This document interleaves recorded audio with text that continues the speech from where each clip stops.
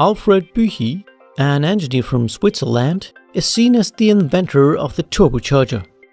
At the time of its invention, and today, the turbo's purpose is to take advantage of the exhaust gas produced by the engine.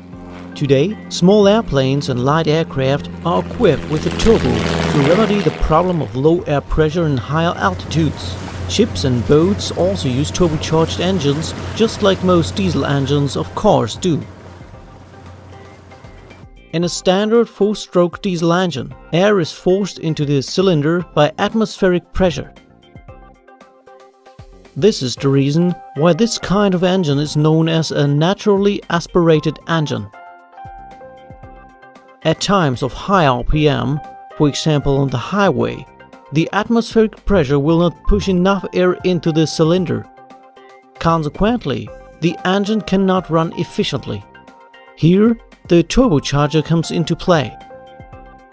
A standard turbo, as it is used in boats, airplanes and cars, is composed of a shaft with a turbine wheel on one end and a compressor wheel on the other end.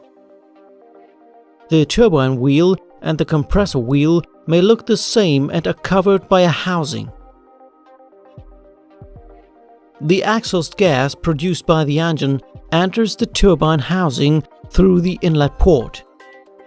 At that point, thermal energy is converted into kinetic energy because of the constriction in the turbine.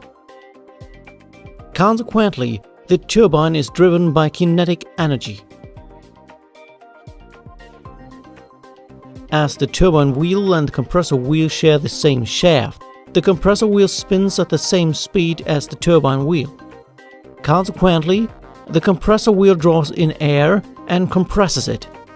Then, the air passes through the outlet port and supplies the engine with oxygen.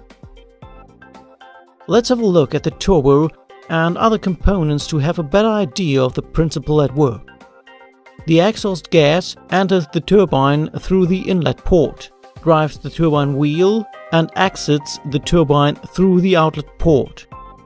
Hereby, the compressor wheel draws in air, compresses the air and pushes it to the engine. Engines that have a turbo are known as turbocharged engines. A turbo only works efficiently if other components are part of the entire system. We need, for example, an intercooler because the air heats up when it's compressed.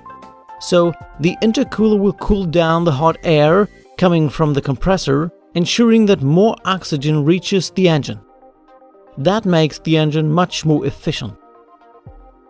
Furthermore, a valve, which is also known as a wastegate, is used to divert exhaust gas away from the turbine when too much exhaust gas is produced by the engine.